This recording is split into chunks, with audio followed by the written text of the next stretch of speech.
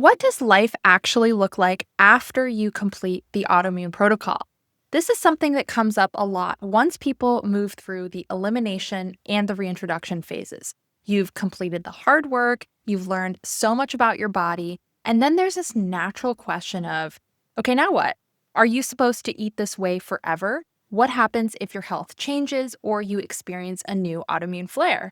And how do you apply what you've learned to real life situations? Things like travel, stress, celebrations, or just simply the passage of time. In today's episode, I want to talk through what AIP is really meant to lead to: a long-term, personalized approach to living with autoimmune disease that is flexible, sustainable, and realistic. And this is not about staying in an unnecessarily strict phase indefinitely. It's about using AIP as a framework that you can return to, adapt, and rely on as your needs change over time.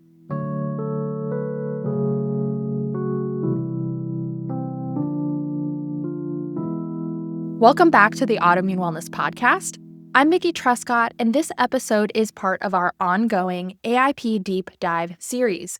So far in this series, we have covered the transition phase, the elimination phase, and the reintroduction phase, the core pieces of how to prepare your body, reduce inflammation, and systematically identify which foods and habits support your best health.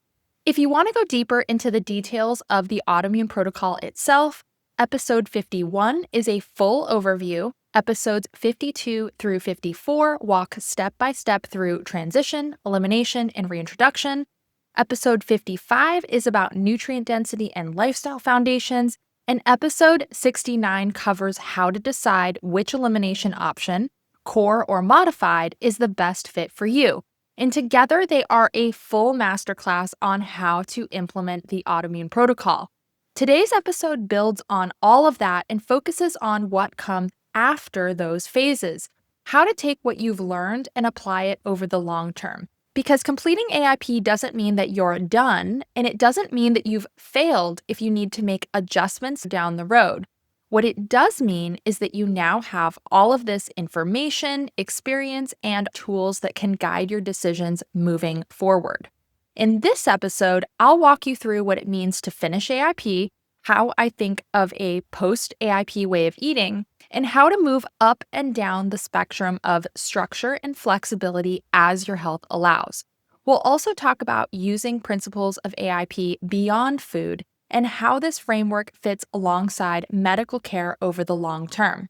The goal here is absolutely not rigidity or perfection. It's building an approach to health that you can truly live with, one that feels confident, adaptable, and supportive of your whole life. And as always, what I share here is for education and inspiration, not medical advice. Make sure to make any health decisions in partnership with your healthcare team. Let's get started. What does it mean to finish AIP? When people think about this, they're often imagining an endpoint, like you reach the end of reintroductions, you check the box, you're done. I'm sorry to be the one to say it, but that's not really how the autoimmune protocol works. AIP isn't something you complete and leave behind. It's a process you move through, learn from, and then you carry it forward with you. Essentially, it changes you. The value isn't in reaching that endpoint, it's in what you understand about your body once you have gone through it. So when I think about what it means to finish AIP, I don't think of it as being done. I think about having gathered enough information to start making confident decisions going forward. And in general, finishing AIP usually means a few key things. First, you've spent enough time in the elimination phase to establish that clear baseline. You've seen a measurable improvement from where you started, and that improvement doesn't have to be perfect, it rarely is, but you've seen enough change to know that the protocol made a difference for you. Second, you've moved into reintroductions, and you've used that process to learn something very real about your body. You've identified those foods that feel supportive, the foods that clearly don't, and probably many foods that are in that weird gray area between. And just as important, you learned how to observe your body's responses without immediately jumping to conclusions. And third, you've started to shift from following a set of clearly defined rules to applying a framework. This is a really important transition. Early in your time on AIP, the structure is external. You've got food lists, you've got guidelines. There is a very clear sense of what to do and what not to do. That structure is necessary and incredibly helpful when you're trying to reduce inflammation and just get your bearings.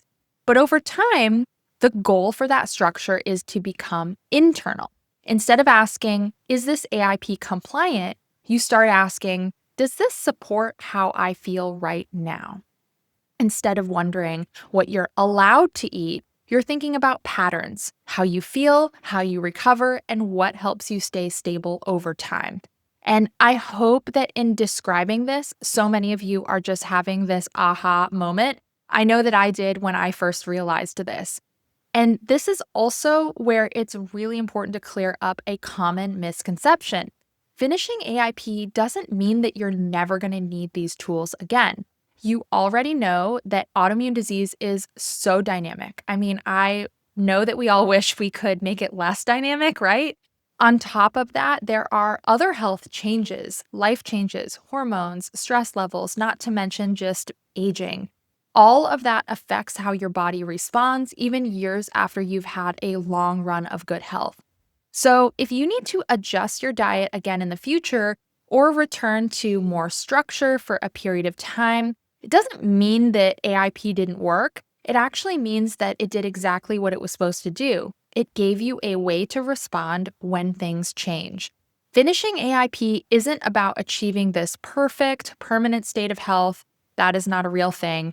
It's about understanding your body well enough to navigate change with more ease, less fear, and a lot more confidence. That's the foundation we're going to build on as we talk about what long-term maintenance really looks like. Let's talk about a post-AIP dietary philosophy, which is really just hyper-personalized eating. Once you've worked through elimination and reintroduction, the big shift is that you're no longer following the structure. You're following your own personalized way of eating. This is something I want to be really clear about because it's easy to think that there's this single right post-AIP diet that you're supposed to land on. Spoiler alert, it's not paleo. But that's never been the goal of the protocol. For me, my post-AIP way of eating is something I discovered by using AIP as a tool, not something I decided on ahead of time. It's based on what I learned through that reintroduction process, how my body responds over time, and what supports my best health overall. As a side note, if you want a more detailed look of how this shows up in my own life right now, including what I eat and the food triggers I still pay attention to, I talk all about this in episode 56, which is my most recent healing update. Here's something that often surprises people. Not all of the most valuable information you learn through AIP is about those food triggers.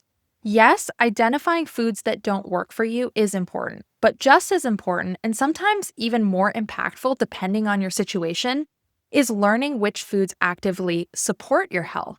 For many people, AIP reveals that certain inclusions make a noticeable difference. Things like broth, fermented foods, lots of fibrous vegetables. These are foods that might not have been regular parts of your diet before. I know for me, they weren't. But once you start to include them consistently, you realize they really work for you. They might support your digestion, your energy, your recovery, or your overall resilience. And that kind of information is just as valuable as knowing what to avoid. There are so many foods in my diet now that weren't a part of the elimination phase. They're foods that I tolerate well, that add variety and enjoyment, and they make my day-to-day life easier. And at the same time, there are foods that I know don't really support my health, and those are the foods that I generally choose not to include. That balance is really intentional. What's also important is that this way of eating is not fixed. It's not something that I figured out once and then locked in forever. My tolerance has really changed a lot over time. My needs have changed, my health has gone through different seasons, and my diet has adapted right along with that. So that's one of the biggest takeaways I hope that you get from AIP. Your best way of eating isn't static. Instead of thinking in terms of being on or off a protocol, I think in terms of support. Does this way of eating support my health right now? Does it help me feel stable, nourished, and resilient? And sometimes that means that my diet looks a lot more structured. Like last year when I was having a big autoimmune flare, I was getting diagnosed with a new condition. I was trying to figure out what was going on. And then other times it's much more expansive when I'm feeling well. Both can be appropriate depending on what's going on in my body and in my life. And this is also where I encourage you to move away from labels. I am AIP, or I can never eat this or that again. Those labels can be really helpful very early on in the process, but long term, they can start to feel very limiting. AIP is the framework that helps you build your own approach. What you end up with is a personalized way of eating that reflects your tolerance, your needs, and what truly supports your health. Once you've settled into that personalized way of eating, it's common to wonder what happens if your health shifts again. And for many of us, it's going to shift. So I want to talk about what a return to AIP can look like, because this is an area where people often get stuck in that all or nothing thinking. First, returning to AIP does not mean you're starting over, and it doesn't mean that you've failed at maintenance. Autoimmune disease isn't static. There are periods where things might feel stable and predictable, and there are periods where symptoms might increase or new challenges might show up.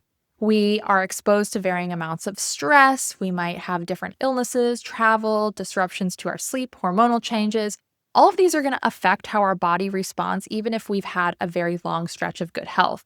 And if you listen to my healing update episode back in January, you know that this has been very true for me recently. Over the past year, I was diagnosed with psoriatic arthritis after experiencing uveitis for the very first time, and I'm also navigating some health changes related to perimenopause. Those are significant shifts, and they've required me to reassess what support looks like for my body right now. And this is where revisiting AIP principles becomes useful. When health changes like this happen, many people benefit from temporarily bringing back more structure. That doesn't have to look exactly like the elimination phase. For some people, a return to AIP might mean removing 1 or 2 foods that you already know don't support you. For others, it might mean simplifying your meals or leaning more intentionally into foods that you know are especially nourishing and stabilizing. It can also mean revisiting lifestyle foundations, so going back to prioritizing your sleep, adjusting your exercise routine, lowering your overall stress whenever possible, or just creating more consistency around your meals and your daily routines. It's also important to note that a return to AIP is often temporary. The goal isn't to stay in a tightened up phase indefinitely. The goal is to create enough stability that you can start expanding again. So over time, many people move in and out of these phases multiple times. It's not a sign of regression. It's simply a part of that long-term autoimmune management. Learning when to add structure and when to loosen it again is one of the most valuable skills that AIP teaches. The first time you do it, it's going to feel like, wow, this is a lot. But as you do it over and over, for myself, I've been doing this over 10 years, it becomes so much easier. I like to use this metaphor that I call batten down the hatches and unfurl the sails to think about long-term autoimmune diet management. It's a way of understanding that life with autoimmune disease isn't about finding this perfect or permanent routine. It's about adjusting your level of structure based on what your body and your life need at any given time. So let's start with battening down the hatches. This is what it looks like when your body's under more strain. Maybe you're in an autoimmune flare. Maybe you have extreme stress from something outside that you can't control. Maybe your sleep has been off. Maybe you're dealing with an illness, travel, hormonal changes, or you have a new diagnosis, something that's cropped up. These are the times when your system just has less margin. When you batten down the hatches, you're moving towards that safer, more supportive baseline. And you guys are going to get sick of me saying this, but that baseline is going to be different for everyone. For some people, it might mean returning very close to the elimination phase. An example, if you have IBD, you did AIP when you were in an active flare, you got that flare under control, you greatly expanded your diet, you notice a new flare coming on, you might go back to that elimination phase because that's what worked great for you first time. That is totally fine. Now, for others and people like me, it might actually mean something much lighter. Removing a few known trigger foods, simplifying your meals, or just being more consistent with the foods and routines that you know already work well for you.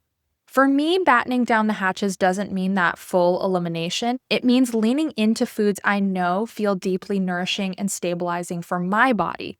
Practically, that looks like including a lot of cooked, brothy soups, sometimes even for breakfast. During these times, I'm focusing on meals that are warm, easy to digest, they have a good amount of protein, and veggie rich. They are very consistent. I also include more liver pate because it's something that I know my body responds extremely well to nutritionally. I make a point to have fermented vegetables at least once a day, and I prioritize cold water fatty fish like sardines, salmon, and mackerel. Alongside that, when I'm battening down my hatches, I eat lots of roasted root vegetables, I eat lots of greens, mostly cooked. Sometimes during this time, raw doesn't really work for me. These are foods that feel really grounding, steady, and supportive to my system rather than stimulating or experimental. And just as important, battening down the hatches for me also means reducing experimentation. So I'm not testing new foods, I'm not pushing boundaries. Generally, I'm cooking at home, I'm not eating out. I'm creating that predictable stability with food, with routines, and with lifestyle factors like sleep and movement. Now, on the other end of the spectrum is unfurling the sails. And this is what it looks like when things are looking great. Things are going well. Symptoms feel manageable. Your body feels resilient. You have more capacity. These are the times when it makes sense to expand, to enjoy more variety, to travel, to celebrate, and to experiment a bit. This might be where you try new foods, you eat out more often, you loosen that structure in a way that supports your quality of life. Unfurling the sails doesn't mean abandoning everything you've learned. It means you're using that stability to explore. You're paying attention, but you're not overly cautious. You're asking, what can I get away with right now? And you're doing that from a place of curiosity, not fear. What's important here is that neither of these states is better than the other. Battening down the hatches isn't a failure. Unfurling the sails isn't reckless. They're simply different responses to different circumstances that you have in your health as a person who lives with autoimmune disease. And over time, you'll likely move back and forth along the spectrum again and again. That's completely normal, and I have done it time and time again. The real skill is learning when to shift, when to add more structure, and when to allow more flexibility without judging yourself for either choice. And this is where I think AIP really shines as a long-term framework. It gives you reference points. It helps you recognize when your body is asking for more support, when it's capable of handling a little more flexibility and freedom. And I promise it gets easier with time and with practice.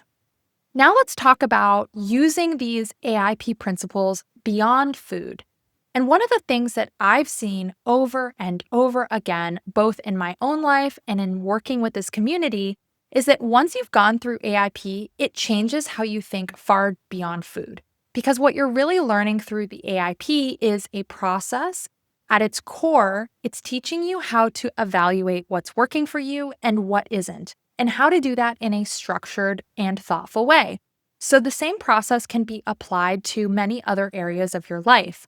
The basic framework looks something like this. If something feels suspicious, or if you're noticing symptoms creeping in, you reduce or remove that variable when possible, and then you see what happens. If things get better or improve, you've got some information. And if you choose to bring it back later, you do so intentionally and pay attention to how your body responds.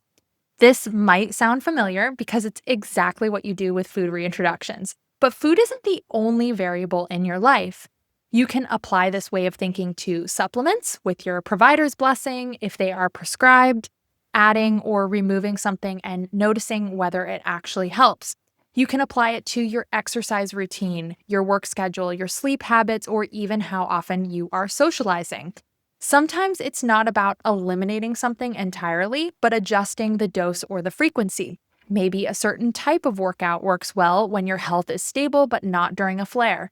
Maybe a supplement felt supportive at one point, but no longer feels necessary. Maybe certain commitments drain you more than you realize. So AIP really helps you develop that body awareness, the ability to notice patterns, subtle shifts, cause and effect relationships, and that's a skill you carry with you long after the protocol itself is over. Once you've learned how to listen to your body and trust the feedback that you're getting, you don't need rigid rules to tell you what to do. You have those internal signals and the confidence to respond to them. This absolutely doesn't mean that you're always going to get it right. It doesn't mean that every experiment is going to go perfectly, but it does mean that you're no longer guessing blindly or outsourcing every decision. You are engaged in an ongoing conversation with your body, and that ability to assess, to adjust, to reevaluate, that is one of the most valuable long-term outcomes of working through AIP. Another important part of long-term maintenance is understanding how AIP fits alongside medical care. And I want to be really clear about this. It is never either or. It is always both and. AIP is a powerful framework for understanding how food and lifestyle affect your health, but it's not meant to replace medical care. It's just one tool in a larger toolbox, and depending on where you are on your health journey, different tools may matter more or less at different times.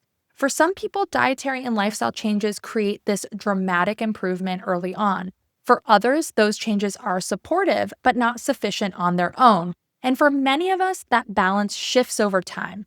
New symptoms can emerge, conditions can evolve, hormones can change, and not every health issue is something that can or should be addressed with diet alone. Sometimes what your body needs isn't another food change. It might be a medication adjustment. It might be some imaging, lab work, or a new diagnosis. It might be a procedure, physical therapy, or a different type of specialist support. Using medical care doesn't mean that AIP stopped working. It means you're responding appropriately to what you're experiencing. And for me, this has been especially relevant over the past year. With a new diagnosis and the shift that comes with perimenopause, my needs are extremely different than they were earlier in my autoimmune journey. AIP principles still guide my foundation, how I eat, how I notice patterns, how I support my body, but they exist alongside changes with how I approach my medical care, not instead of it. This is where the flexibility of AIP really matters, because when you start to see AIP as a framework rather than that rigid plan, there's no conflict between dietary support and medical treatment. You're simply using all of your available resources to support your health as it exists right now. Long-term autoimmune management often requires reassessment, revisiting what's helping, revisiting what's no longer enough, and what new support might be needed right now.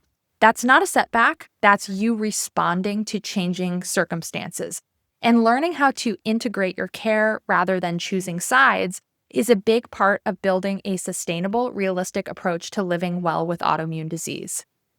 As we zoom out and think about long-term maintenance, one of the most important questions to ask is this: does my approach to health actually fit my life? Because the goal isn't just symptom management, it's creating something that is accessible, sustainable, and livable over the long haul. Your approach to health shouldn't feel like you're constantly on a diet or managing a rigid routine. It should feel confident and familiar, something that you can return to without a lot of mental effort. And yes, this might mean that there are things that you don't do that other people do. Maybe you don't eat gluten, maybe you don't drink alcohol, or you drink very selectively. Maybe you are careful about how much you commit to or how you structure your days. When those choices are connected to how you feel, to your health, your energy, and your ability to live well, they tend to feel less like deprivation and more like self-respect. It also becomes easier to set boundaries, both internally and externally. Internally, you're not constantly debating or second-guessing yourself. Externally, you're able to communicate your needs more clearly without feeling like you have to justify them. And at the same time, it's important to say this: if you choose to do something that you know might not support your health, that's okay too. This is your life. You get to do what you want.